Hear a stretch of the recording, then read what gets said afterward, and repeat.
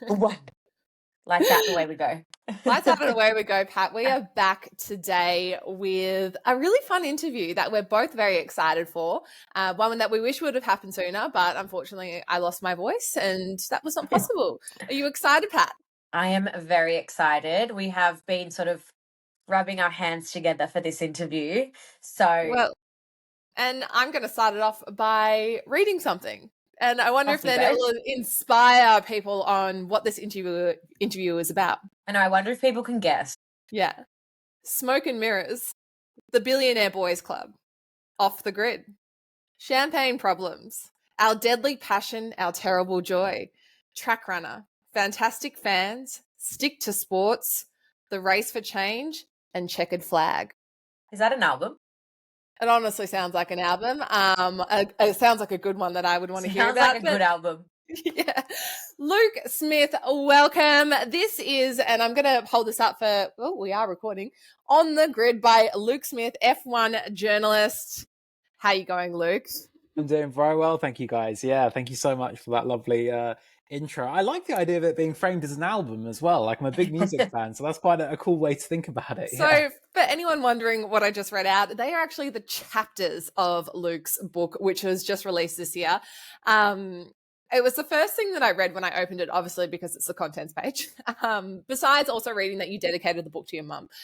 And I read the titles and I was just like, this is cool. I was like, also, very Taylor Swift inspired. Yes, good. Okay, I'm glad. It's interesting how many people are or are not picking up that reference. But yeah, a little Swifty Easter egg in there.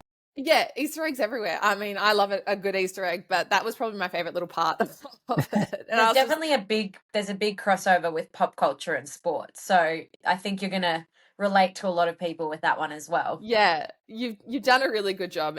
Fantastic titles, but welcome. We're so excited to have you on board of our podcast chat today. But before we get started, Pat always does a little thing at the start of an interview. Yes. So Pat, I'll let you fire away on this one.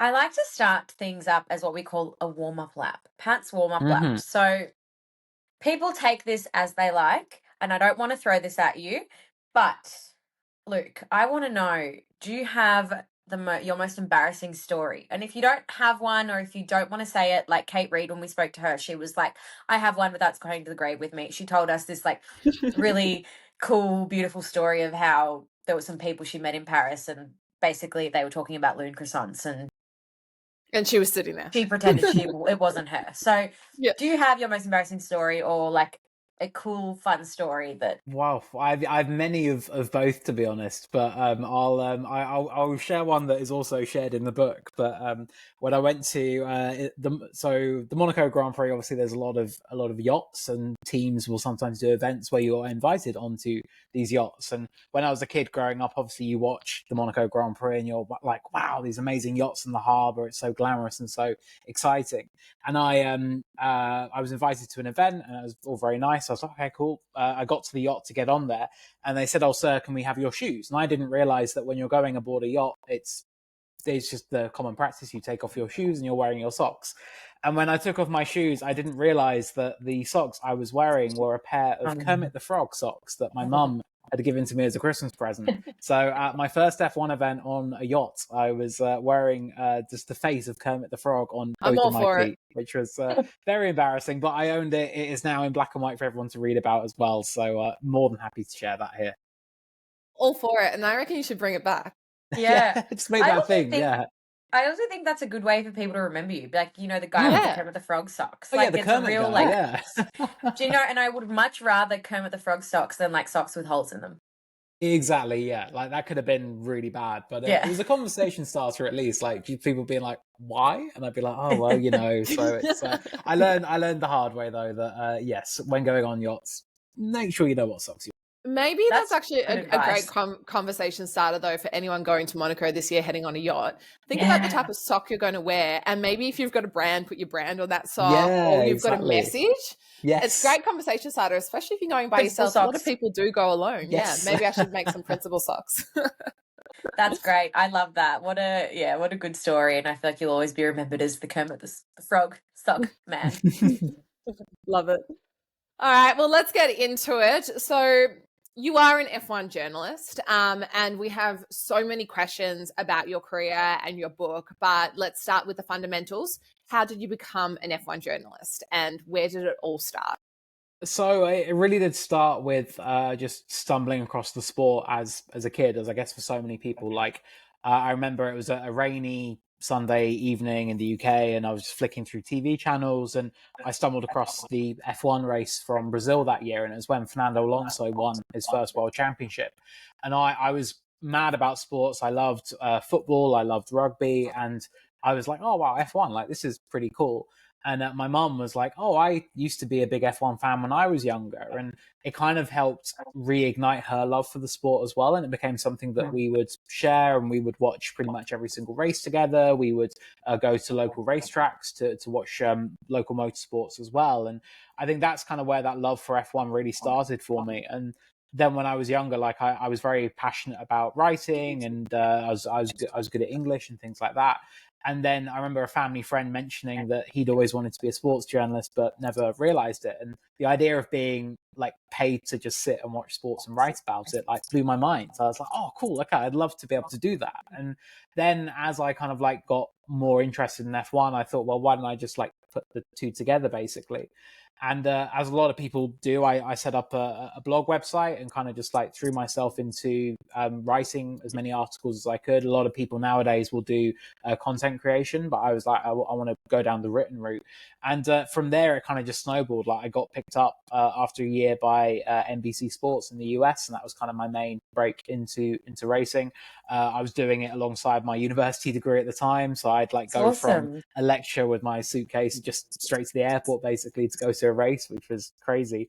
What a And flex. yeah, I know. To your My friends classmates. would be like, "Where are you going?" And I'd be like, Yeah. "Oh, just Abu Dhabi." You know how it is. Like it was. I'm just popping It off was to cool. Monaco for the weekend, Yeah, everyone actually. does that, surely. But What were that's you kind of where it studying? started. I studied history. I'm actually the least qualified journalist you'll ever meet. I don't have Wow. any journalistic qualifications to my name. No, Love but I that. think it's still like I think it's still the arts in a way. Like history, you're still Yeah, writing, so it kind of goes exactly. Yeah. hand in Book hand. analysis and research and things like that. So it all kind of blended together quite nicely. And then, yeah, after I graduated, I was like full time on F1. And yeah, I've now been with the Athletic for a little over 2 years. I worked for a couple of places before that. So it's been a real crazy ride. And like I turned 30 in May, and I'm just like, I feel like I've already lived so many lives before even turning 30, which is a really Mm. cool thing to be able to feel. We Yeah. had this discussion with Kate Reed, who was a former F1 engineer and is the head of and founder of Loon Croissants. And we did a great interview with her talking about adaptation and age and how many lives that we all live, and that, you know, even when you hit 30, something else can change. You can pivot your Yeah. whole career, and it's just amazing. So, you know, living so many lives is the best way to live. I think everyone needs to get out of their mindset they just need to do one thing forever, because Yeah, we definitely. can do Yeah. whatever we want. Yeah, totally. Like I'm even like thinking, oh, if I stop doing F1 in like 5 years' time or whatever, I can say, hey, I had a nearly 20-year career in F1 and then went on to Yeah. do like a whole nother 20-year career and then another one after that if I wanted to, which is I mean, so yeah, exciting. that's the beauty about F1 as well. There are so many opportunities within the Mm. sport that you never know what's going to come up. I was going to say as well, the beauty with this sport is that it's forever changing, and there's so much happening that even though you could be working in F1 for 20, 30 years, there's so much happening. And especially as a Mm. journalist, you're following so many different things. But I was going to ask, you know, I'm sure you've seen some very interesting and crazy things. What's it like being behind the scenes? Yeah, it is. I think it's always what I dreamed of when I was like younger and getting into the sport basically. And like the idea of being on the starting grid for a Formula One race was like, that to me was the absolute pinnacle of an experience I could have. And I mean, that was very deliberate in naming the book On the Grid, and like the introduction being that being on the starting grid, like that was all very intentional with that in mind. But I think that it is like you do kind of come to see the sport in a bit of a different way, and like you do you still love it in a very deep way, and like writing this book especially really kind of emboldened my love for the sport. But I think you just kind of like, you understand how things work and how things tick over. And I think one of the big things that I always like remind people is that you get to know these like drivers and team principals who from afar seem so like I guess sort of out of reach, or maybe sort of like, yeah, people really look up to them, but ultimately they are just people, and like you got to remember that, and they do have interests and hobbies and emotions and fears and dreams. And I think that's something that I really just carry with me, that yeah, okay, you might be talking to like a 4-time or a 7-time world champion, but actually they have the same kind of human emotions that we all do. It's so true. I love that. People kind of look up to them as like these godly figures, but they're just people. But actually they're just complicated people like we all are, which is I think quite an interesting thing. I think we're seeing a lot of that at the moment, because obviously, it's the 28th of March at the moment. In the last 24 hours, we've seen a lot of news come out, which was developing over the China Grand Prix of Liam Lawson, New Zealand driver for Visa Cash App. If anyone doesn't know, he was appointed to the Red Bull seat and essentially was working for the team for 8 days until he was shafted back to Visa Cash App. That's a lot of emotion, a lot of behind the scenes. How does that make you feel? I mean, you were on the ground in China. What did you see, think, feel? Yeah, it was quite a strange weekend, and like you kind of hear the first whispers coming out, like you talk to people and you're just thinking like, no, surely not, like not this soon. But then it gathers steam, and like, yeah, we were talking to Christian Horner on the Sunday after the race, and it was pretty clear in the fact that he couldn't definitely say that Liam would be in the car for Japan, that something was going to be changing. And I remember seeing Liam on the starting grid when he was just walking through to go and stand for the national anthem, and even things like that. And I just remember thinking his body language, like he looked like he was stressed, like he looked like he was dealing with a lot. And I know that that's to be expected. I'm not saying I'm any body language expert, but you kind of just get the vibes from people. You can pick an energy up. Yeah, you do. Yeah. And again, like that's kind of where it kicks in, that yeah, this is a guy who was clearly dealing with a very big sort of like mental challenge of, I finally got this opportunity I've worked my entire life for, and it's just not working as I thought it would. Like, how do you kind of like, I guess, reconcile with that and deal with that? So yeah, that China weekend was a real like wild one, just in terms of like the news and stuff coming out. And I kind of went into it thinking like, oh, it'll be quite chill after Melbourne, but it ended up just being like an absolute barrage of things happening. Do you think Red Bull are in denial that it's the car, not the driver, and that it was unfair?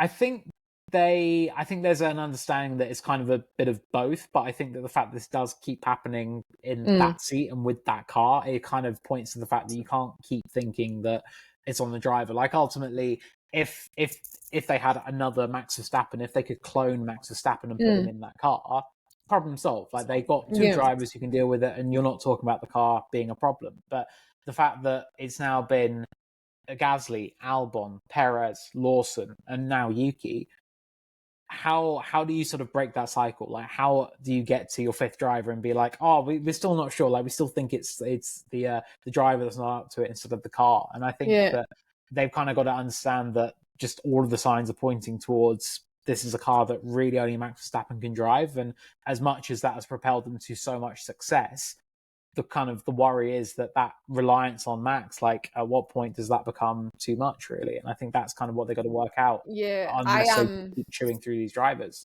I've said that it's the real life equivalent of the Defense Against the Dark Arts teacher position in Harry Potter. Yes. Just keeps on swapping. It is. It absolutely is. It's I mean, I have a lot to say about this, but I think Red Bull is just sitting there going, nah, let's cut him ASAP, because we're not doing another season where the second driver is just performing terribly. Let's just cut him whilst we can. Yeah. Is it hard being a journalist, hearing the whispers at a track and knowing that it's probably 99.9% true, and you want to put articles out, but you can't, like, what are the rules?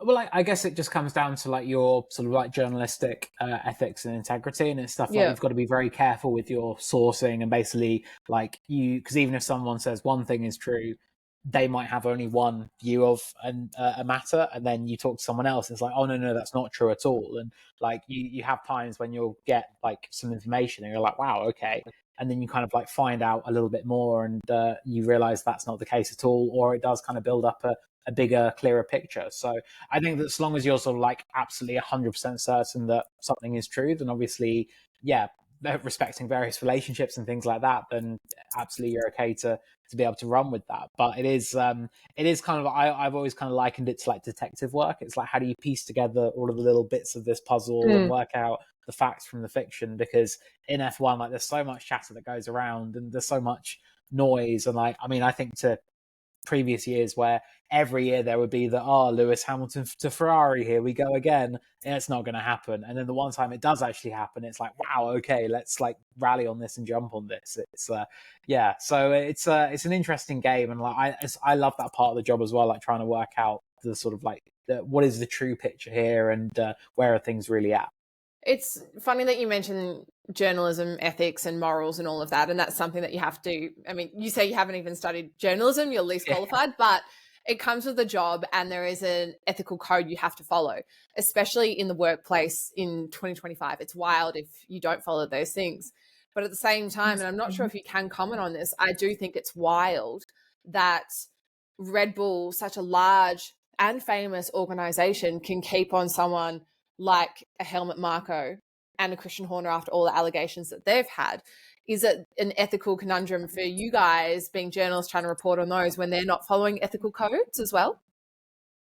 I think with Marko, for example, like some of his comments over the years have been very questionable, I think. And I think that because any other business you would be out. Yeah, exactly. Yeah. And I remember even in 2023, I think when he made some comments about Sergio Perez's ethnicity, and it was, I think it ended up with the FIA giving a warning, but Red Bull, the F1 team, couldn't take any action because Marko was employed by Red Bull, the drinks company. And that was kind of the thing. And it was one of those things where we kept sort of like thinking, well, why isn't Red Bull, the F1 team, actually doing anything? But it was because he was employed by actually a different company. And it felt like a bit of a weird loophole. Because it's hard, because you're trying to be ethical, but then you're like, but you're not being ethical. Exactly, yeah. So it's very tricky. And I think that ultimately, like for us as journalists, and like, again, I dedicate one of the chapters in the book to this, like it's about holding things to account and sort of like being, basically not being like, oh, well, all we talk about is what happens on the racetrack and it's just about who wins races or whatever, because F1 is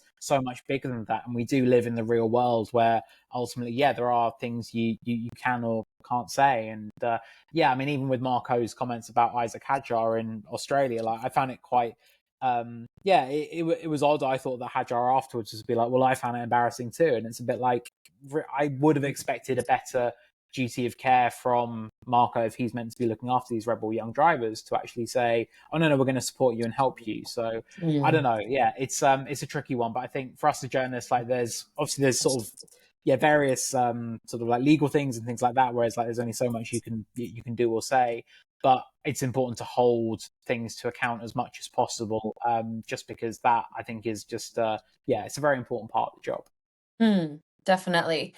Well, on that note as well, you have just published your book On the Grid. So what made you want to publish a book? Well, I think that the beauty of writing a book is that you've got just so much more space and depth and time to actually really get your teeth into important topics. Like if you're writing an article for a website, I know the internet is pretty much endless in terms of the space it gives you, but you're normally thinking of something that's maybe like 1,500, 2,000 words for like a longer form piece. Through my career, like I'd found a lot of joy, and I think probably the biggest thing was purpose in some of those longer articles I'd written that really delved into important topics that actually relate outside of F1. So be it about mental health or sort of like gender equality or improving diversity and topics like that. And they're things that matter so much more than drivers winning races or sort of the results or what's happening on the racetrack. So I think when the opportunity arose to be able to put forward a proposal for a book, I basically thought, well, how about I just do an entire book of those kind of really purposeful, intentional subjects that I love writing about, but all in one go, basically, and to have the room, to have the 80 odd thousand words to be able to write about all of that. And that was a real exciting thing. And yeah, it's a project that I've ended up being incredibly proud of. Like the end result, I think is just I'm really like pleased with how it's all turned out. It's achieved exactly what I wanted to, which is fantastic. But that So was kind good. of the thinking at the very beginning. Like I wanted it to be something that had proper purpose and intent, and I didn't want it to be just another F1 book, basically. I love that.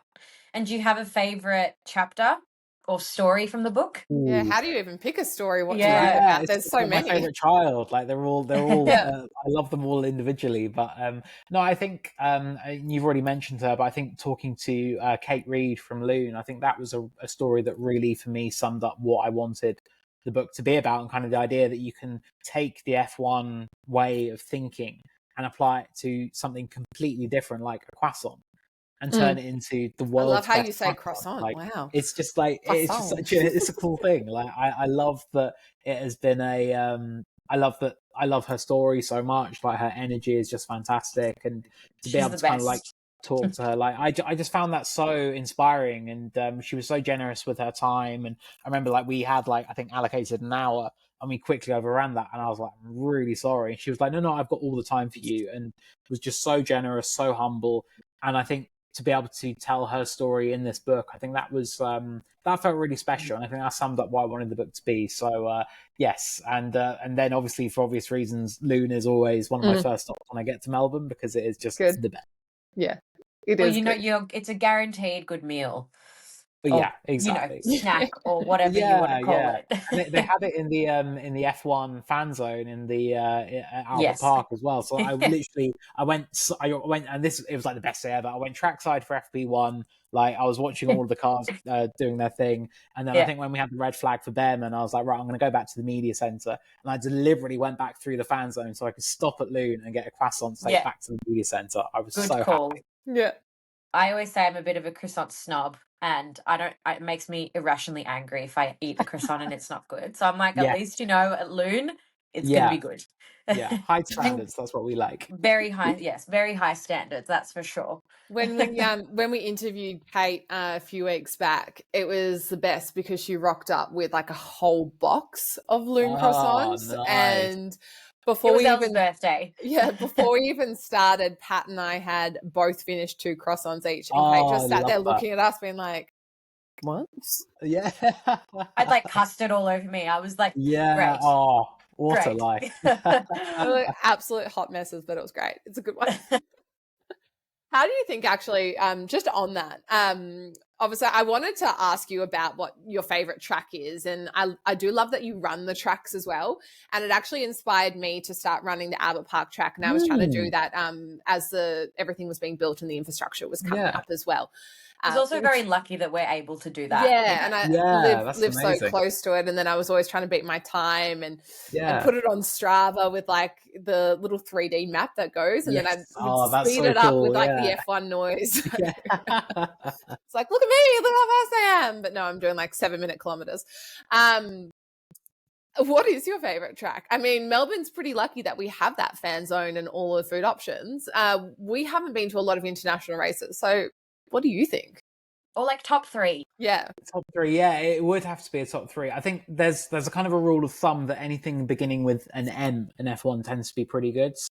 Melbourne, Monaco, Miami, Montreal, they're all pretty good races in terms of just the overall offering. But I think that for theory. a top 3, Melbourne is definitely like, it's my favorite F1 city on the calendar. And I'm not just saying that, it is genuinely, I love it. It's just a great vibe. The fans are amazing there. It's so easy to get in and out of the city, which is great. It's always a bit chaotic as well. So yeah, exactly. Yeah, you're guaranteed some drama in Melbourne, which is, I love it for that. And then Suzuka in Japan, like honestly, that is just such an incredible race. The passion of the fans there is just like next level. Their crazy costumes and everything that they're wearing, that is so cool. And it's just an amazing circuit as well. Like you really see the drivers and the cars pushing themselves to their absolute limit. Sorry to interrupt, they say it's like a go-kart circuit, pretty much. Yeah, Suzuka. like you can see that, like when they're going around it, like it's just the speeds they can get. And there's one point you can actually get to with a media tabard where you're standing on top of a hill and you're kind of looking down at 2 different parts of the circuit. Like one is going for looking toward 130R, the fast left-hander in the final sector. and then you turn around the other way and you're looking at the Degners, which is the double fast right-hander, and it's like, wow, it's amazing. Like you can just like see so much of the track from one point. So yeah, I adore Suzuka for that reason. And then I think finally I'd probably say Austin in Texas. Like that is a race that since it has started has grown so much. It's an amazing track. Yeah, The hoping to get American there fans this year. there are really, really cool. It is. I honestly, if you can, I would so recommend it because it's a great vibe there. Amazing. Is it because Melbourne also, do we do it differently with our fan zone and Melbourne Walk? I think that adds to it. Yeah, each race kind of has its own thing, if that makes sense. But I think the fact that for Melbourne as well, like, and for me, I always grew up like getting up at 4 a.m. to watch Melbourne as the first race of the season. I think that added a little bit of specialness to it. So being back there for that first race this year was like a really, I think everyone felt that was like, okay, this is how it really should be. So yeah, I think Melbourne does things really, really spot on. I thought it was wild at Silverstone last year that you got on a double-decker bus or you took a cab to get to the other side of the track. I was like, what do you mean that we have to get a bus? Like, exactly, I was like, can't we just walk across a bridge? Yeah, you think, but yeah. You'd think that's what would happen, but no. But speaking of development of tracks and all of that, F1 has obviously developed so much from tech, personnel involved, sustainability and more. I mean, they want to get to net zero. How do you think everything is going? Is there really space for everything that they're trying to achieve? And is it still a billionaires boys club, to put it to your chapter title? I think that the sport is definitely shifting in a way. And I think that it's been interesting to see, particularly since Liberty Media took over, just how much it's kind of like worldview has changed. Really, it's gone from being purely let's make as much money as possible to actually how can we grow as a sport and do right by our fans, but also b our kind of responsibility to the wider world. So yeah, you mentioned sustainability and like the net zero target. Like that was again a really fascinating chapter and topic to be able to delve into, because like I spoke to F1, I spoke to some of the F1 teams and like talked about their own sustainability sort of like goals and teams and like how are they putting this all together. But then on the flip side of that, I was able to talk to an amazing ecologist called Dr. Maddie Orr, who has also written a book that I would really recommend. She's basically specializes in how the climate crisis is changing sport, and she had an amazing sort of view on motorsport. And we talked about that race in Qatar a couple of years ago, where basically all the drivers had heat exhaustion. And I remember being there and like it was awful. I remember being in that media pen after the race, and like the drivers were like one by one staggering over basically, and just like being completely spent. And that was just it was just a dreadful moment. And I think that really kind of summed up like, hey, if we're gonna put these drivers through this thing, like that's pretty bad. And Maddie was very helpful in terms of saying like, unless something really changes in the world, that's kind of going to become increasingly hard to avoid, purely because more and more countries will have this extreme heat issues. So I think that, I think that was a real sort of fascinating topic to delve into, and just like, and I think that's kind of what I wanted the book to do as well, like talk about how F1 has changed, particularly in the sort of past 10 years or so. But also I really hope that in another 25 or 50 years time, someone will be able to find this very dusty book in a library somewhere and say, this is what F1 was like in 2025, and how fantastic that we've now like solved the climate crisis and everything is all great and we're racing in a real clean way. Yeah, you'll never please anyone as well. I mean, so many people go around saying it's just not the same sport. I miss the V10 engines. Oh, it's not sustainable. Like there's always going to be some sort of drama. I just hope. I mean, obviously we want sustainability and a great planet to live on and hopefully be here in 50 years' time. But I don't feel like it will be the same if we go electric cars with the fake noise. And I know some cars are doing that. I think like you can buy a Mercedes, an electric Mercedes, and you can turn on the fake noise.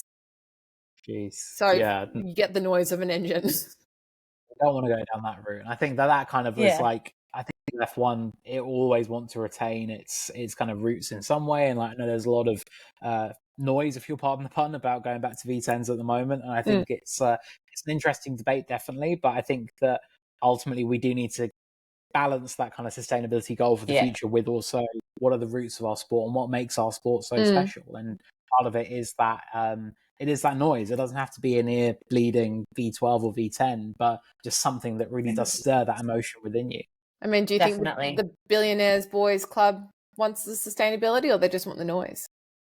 Honestly, I think that for the future, I think they don't really have a choice. I think they have to be in favor of the sustainability. That's the thing. Like, I think there's only so long that we as a sport can kind of keep being this high end traveling circus basically that just goes around the world and does goes from race to race and says, oh, we want net zero, but let's actually put that into practice. And I think that some of the steps they've made with like reorganizing the calendar a little bit, like that is a great step.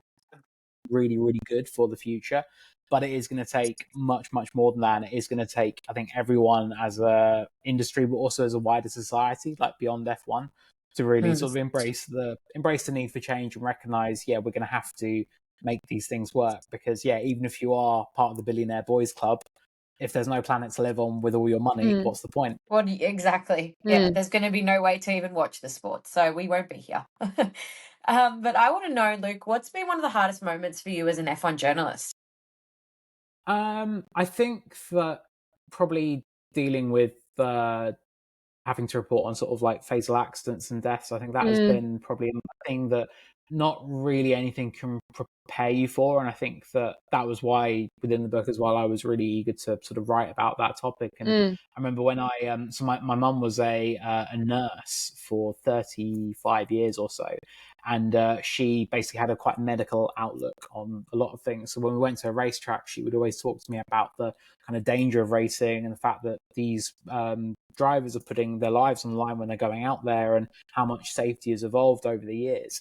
And then basically through my career, like, and I know that it would have been very different in other eras where obviously it was far less safe. But for now, dealing with like the passing of Jules Bianchi after his accident at Suzuka in 2014, and then the death of Antoine Hubert in 2019 at Spa, like that was such a moment where it's like nothing can really prepare you for that. And like with both of them, like I didn't know them personally. I'd spoken with both of them a handful of times, and I think that it just was a real reminder of just like the kind of risks and the kind of how close things are with F1. Like ultimately, these are kids basically putting their lives on the line when they're going out there, and it's amazing that we've evolved so much from a safety standpoint. But I don't think anything could really prepare you to be writing an obituary about a 22-year-old. Like that's just not a thing you should ever be doing. But ultimately, we keep racing in their honor, and it's obviously a thing that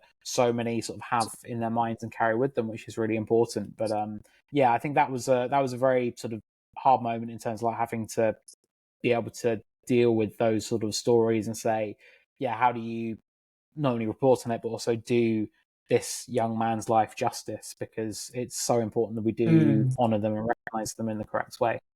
Oh my gosh, absolutely. And I think it takes a very brave and professional person to be able to do that properly, because it would be so hard. And especially, we did sort of speak about this the other day about Eddie Jordan, how also, these are people that we speak about, but then these people have families and loved ones, and, losing someone that's close to you and then having to read about it would just be, it would be very, very difficult as well.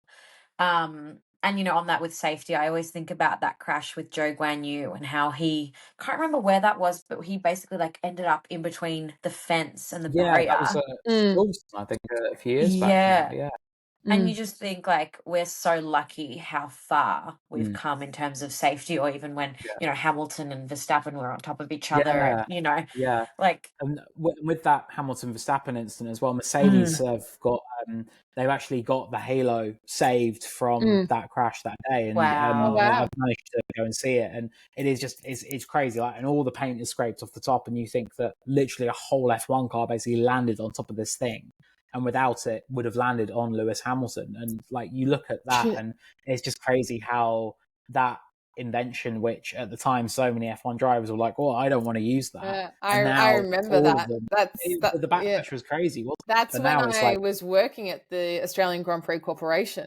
That was the year it came out. And I remember it was Melbourne was obviously first race of the season, and it was the biggest debate, and everyone was like, "This is Yeah. stupid. We're not like Yeah. drivers were protesting. They didn't want to go down Melbourne Walk Yeah. because they were so angry about this halo."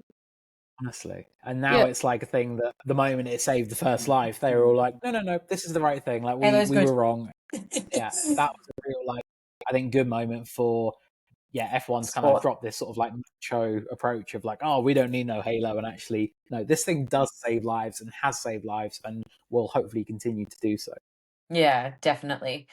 So I want to know, people that are listening to this or look up to you, you know, the future you that's sitting in his history class at university but loves F1.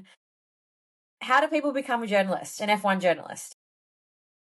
I think the biggest thing is really just to throw yourself into it and to be ready to make mistakes as well. I think that was kind of one of the biggest things that I learned growing up kind of in the industry and as a journalist. Like, I made so many errors and like did things the wrong way and things like that. And I kind of look back now and think like, wow, like that kid really knew nothing. And I'm sure when I look back on myself in another 10 years time, I'll think maybe, oh, like, yeah, he had so much that he didn't know. And I think that's just how we sort of grow as people over time. But I think that, yeah, for any sort of like aspiring journalist, I think the big thing is really just to throw yourself into it and just to get doing the thing you want to be doing, whether that's writing articles or making YouTube videos or making content for TikTok or Instagram or whatever. I think that nowadays it is so possible. And I know it is such a saturated market. There are so many people doing that kind of thing. But if you are really passionate about something, you can find a way to, I guess, sort of find your voice and find a bit of a different take on things,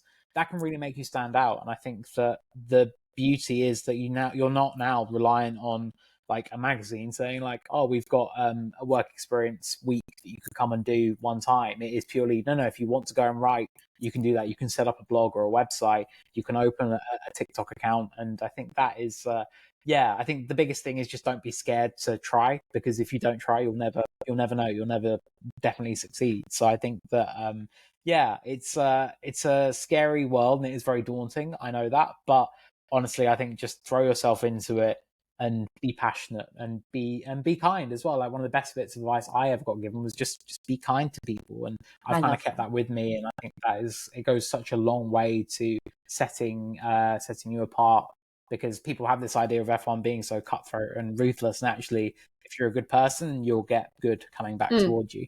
That's honestly the best way to be. I always say that to Elle. It's just the best thing we can be is the bigger person and just kind. Yeah, we've people seen appreciate kindness. You know, there's nastiness everywhere, and it's just good to be kind. Yeah, we've seen a lot of nastiness, particularly being females trying to break through into the media of the sport and in the content creation side of things in multiple areas. I mean, we've had some awful comments. Just when I was leaving the OzGP one day, I can't remember what day it was, one man was like, "Oh, you're tall," and I was like, "Oh, thanks, like that's obvious, I'm 186 centimeters." And he goes, "You must play basketball." I said, "No, I actually have an F1 podcast." "Oh, like you know anything about F1? If you know anything about F1, then who won this race, like who's all this?" And I was just like, who won the 1992 World Championship? I was like, I wasn't born. I wasn't alive. Like, it doesn't matter. And we just deal with that on a daily basis. I mean, we won't get into it, but there was a video circulating around about making comments about our body parts personally. And I just want to know what your thoughts are on women in motorsport. It's obviously still a challenge, but it's happening. It's moving forward. F1 Academy seems to be making a great impression. How are you feeling about it, especially seeing more females pop up in the media space as well? Yeah, of course. Well, I mean, firstly, I'm just so sorry to hear that you guys have been dealing with that. And yeah, like, I'm kind of like, I can empathize, but I'll never fully understand purely because of my gender. And I think that I think in F1, like, we have seen this shift in the past 5-10 years. I think it is accelerating in terms of more sort of women being so present and to be sort of pushing for change, and there being much more gender equality. I think that is such a big thing, but it is the kind of thing where it's like there's still so far to go. Like, it's not a case of there's a few more women in the media center, cool, mission accomplished, that's great.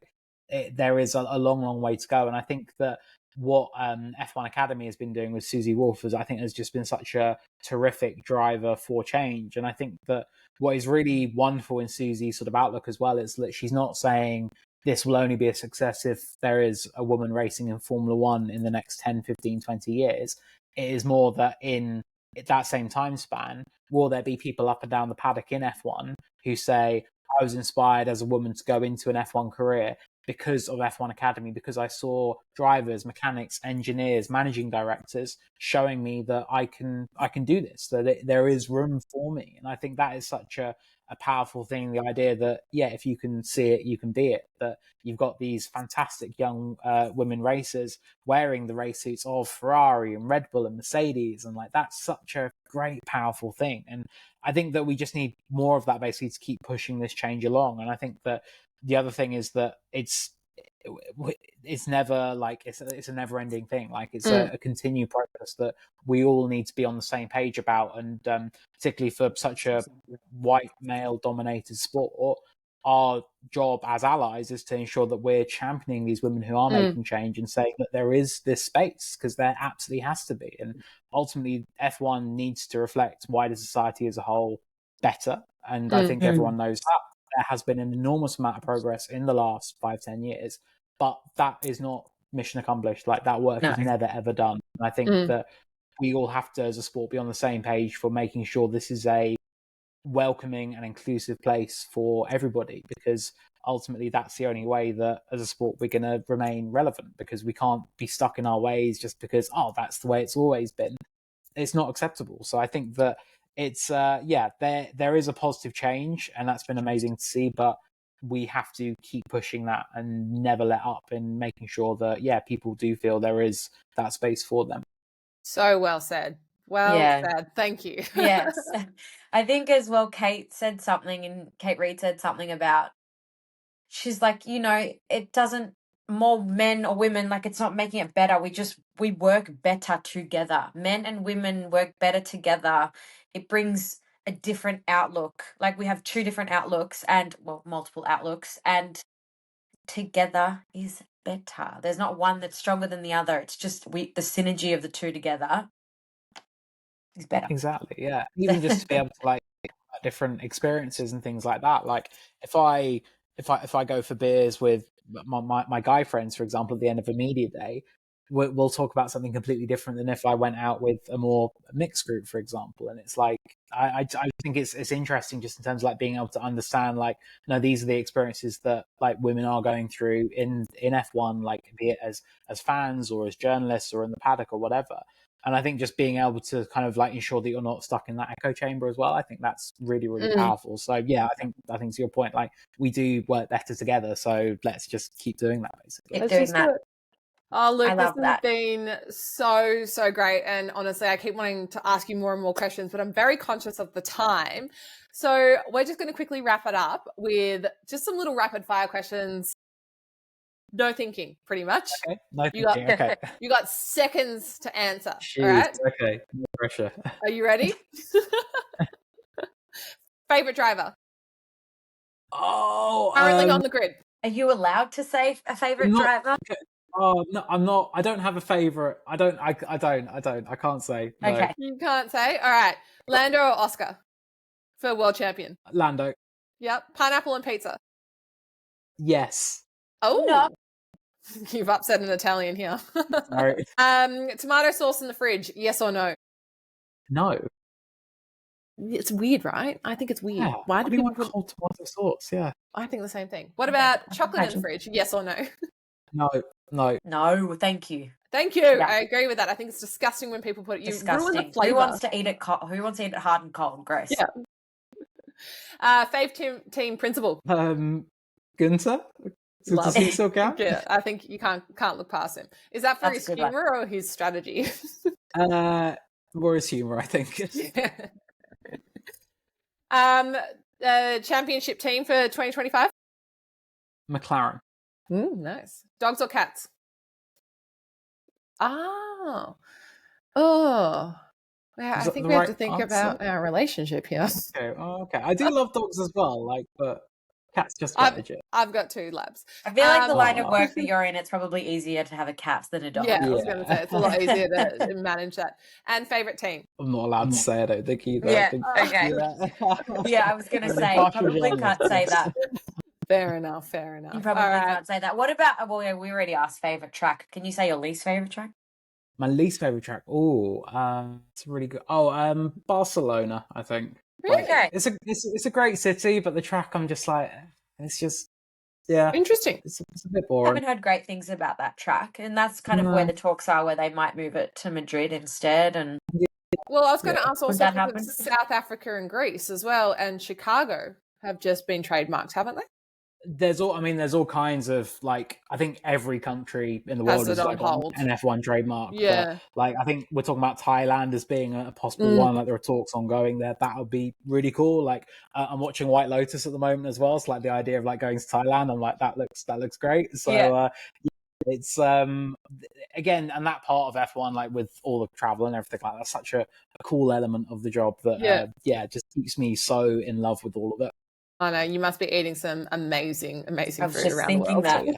Yeah, the brunches in Melbourne were top tier, I must say. Really? Oh, that's fantastic. We did a little guide on where to eat and coffees and all of that sort of stuff prior to the Australian Grand Prix.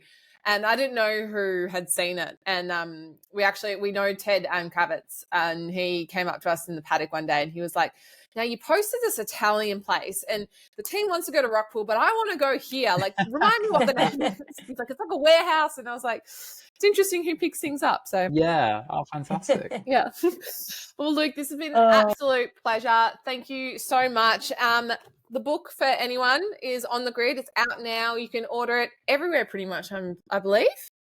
Yes. Yeah. I think just Google it. It'll come up somewhere. It's out with Simon & Schuster in Australia. It was quite cool, like walking around Melbourne and seeing it in bookstores as well. And just that moment being like, oh, that's what I wrote. So yes, available in all good bookshops now. It's fantastic. I have a really quick question on that. Are you narrating the audiobook? No, I'm not. They got someone who's a professional like narrator, basically. That's a shame. So he's like because I feel like you've got the perfect voice for it. You do, and it's your story. Oh, it's very kind of you, thank you. But he did an excellent job with it, I must say. Like he even like put on some different accents for people, which I found quite fun. So a guy called Joe, he did a real terrific job. But it's I've never actually listened to like a full audiobook as well. I don't know if it'd be weird if I do for my own book. No, you'll love it. I love it. The bits I have heard have been excellent. Yes. Yeah. Oh, fantastic. Oh, well, I have a 9-month-old baby, so I feel like an audiobook is the best and you know, when you're doing things and you're busy and you can't pick up a book, audiobook. Perfect.